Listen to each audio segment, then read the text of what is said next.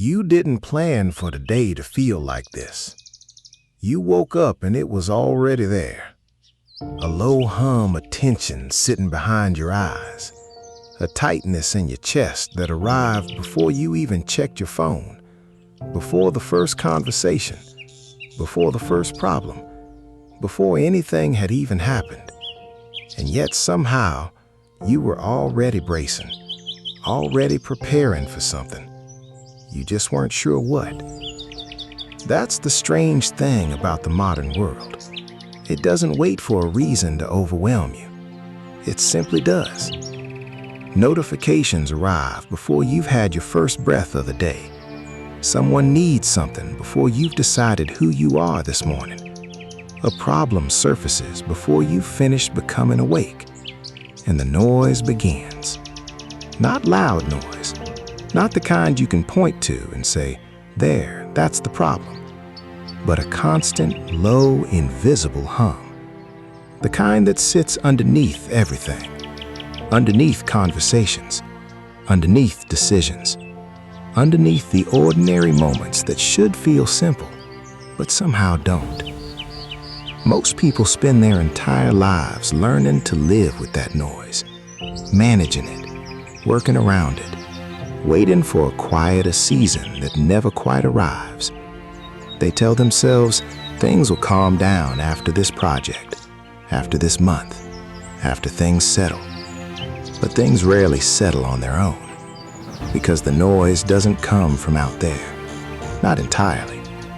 It comes from in here, from the pace at which we move through our own lives, from the number of things we carry simultaneously, from the habit, quietly formed over years, of treating urgency as a default state.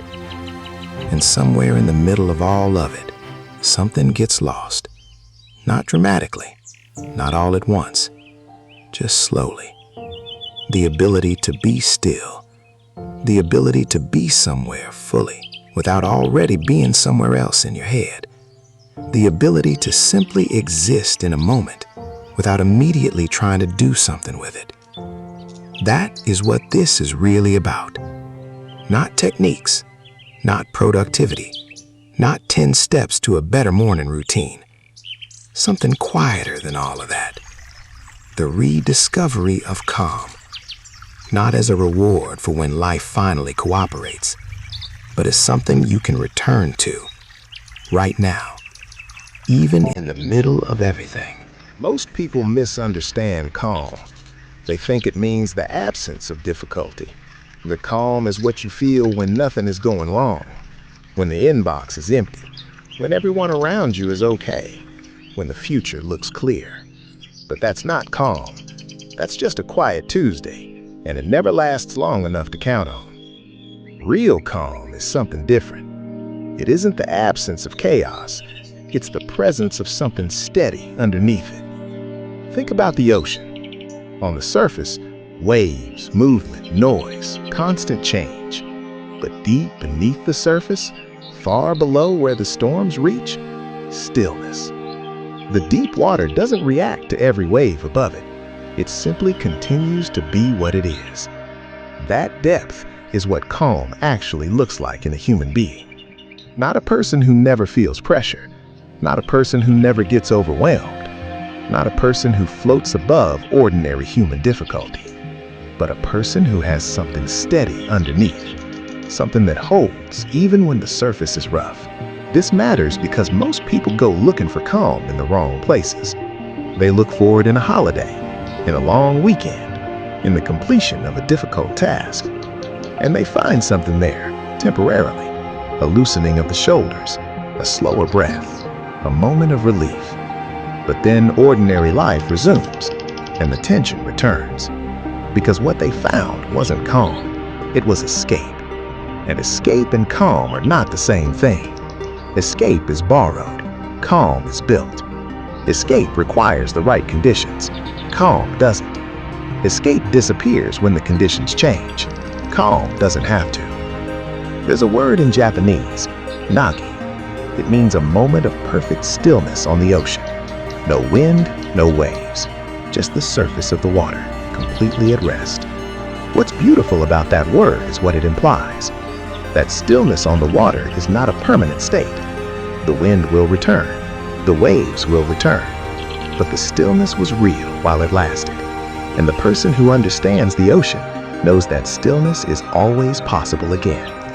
Not forever, just again. That's what calm is. Not a permanent destination, but a place you know how to find.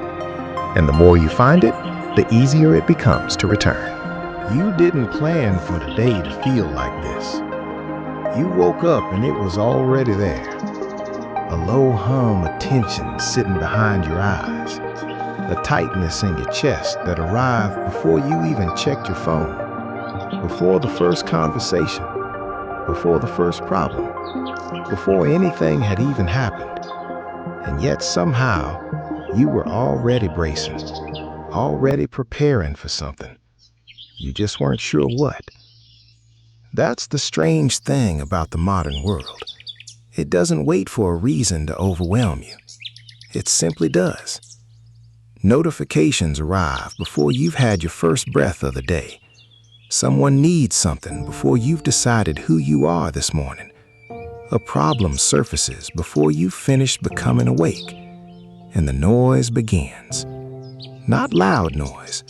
Not the kind you can point to and say, there, that's the problem. But a constant, low, invisible hum. The kind that sits underneath everything. Underneath conversations. Underneath decisions. Underneath the ordinary moments that should feel simple, but somehow don't. Most people spend their entire lives learning to live with that noise. Managing it. Working around it. Waiting for a quieter season that never quite arrives. They tell themselves things will calm down after this project, after this month, after things settle. But things rarely settle on their own, because the noise doesn't come from out there. Not entirely. It comes from in here, from the pace at which we move through our own lives, from the number of things we carry simultaneously, from the habit, quietly formed over years, of treating urgency as a default state. And somewhere in the middle of all of it, something gets lost. Not dramatically, not all at once, just slowly. The ability to be still, the ability to be somewhere fully without already being somewhere else in your head.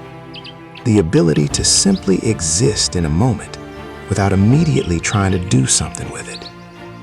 That is what this is really about.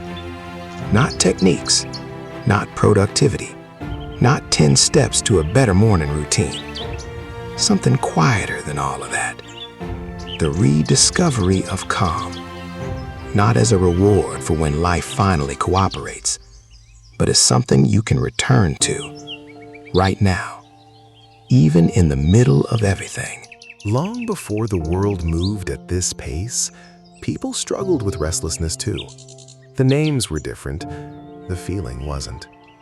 In ancient China, the Taoist philosophers wrote about something they called Wu Wei. Loosely translated, it means effortless action. Or more precisely, acting in accordance with the natural flow of things rather than against it. Not passivity, not giving up. Something more like ceasing to fight the current simply for the sake of fighting. A river doesn't force its way around a boulder. It finds the path of least resistance. It moves with intelligence rather than aggression. And it always reaches the sea. The Taoists noticed something that remains true today. Most human suffering doesn't come from what is actually happening. It comes from the resistance to what is happening. The mind that says, this shouldn't be this way. This shouldn't be taking this long. I shouldn't feel this. This shouldn't be this hard. That resistance, that constant arguing with reality, is exhausting. And it's invisible, because it feels like caring. It feels like standards. It feels like not accepting less than you deserve. But often, it's simply friction. Unnecessary friction between the life you're living and the life you insist it should be. And calm becomes available the moment you loosen that grip. Not by lowering your expectations, but by releasing your argument with the present moment. The Stoics understood something similar. Marcus Aurelius wrote in his private journal, not as an emperor, but as a human being trying to stay steady, that almost nothing outside of us has the power to disturb us. It is only our judgment about it that disturbs us. The meeting that ran long, the person who spoke sharply, the plan that changed. None of those things are inherently disturbing. The disturbance is created in the gap between what happened and what we decided it meant. And that gap, that small invisible space between event and reaction, is where calm lives. Or doesn't. Here is the honest truth about calm. You cannot think your way into it. You can only return to it. And returning is simpler than most people expect. Not easy, but simple. The first thing is breath. Not as a technique, not as a ritual, just as a reminder that you have a body. When the noise gets loud, the breath becomes shallow without you noticing. The shoulders rise, the jaw tightens, the chest narrows, and the body begins to communicate urgency, even when nothing urgent is happening. One slow, deliberate breath changes the signal. Not forever, just enough to create a small gap between where you were and where you can choose to go next. That gap is everything. The second thing is presence. Not mindfulness as a concept, as a practice. Right now, in this moment, what is actually here? Not what happened earlier, not what might happen later. What is here in this room, at this moment? The temperature of the air, the weight of your body against the chair, the sounds around you that you stopped hearing because you were so far inside your head. Coming back to the physical present doesn't solve anything, but it stops you from suffering in an imaginary future. And most suffering happens in an imaginary future.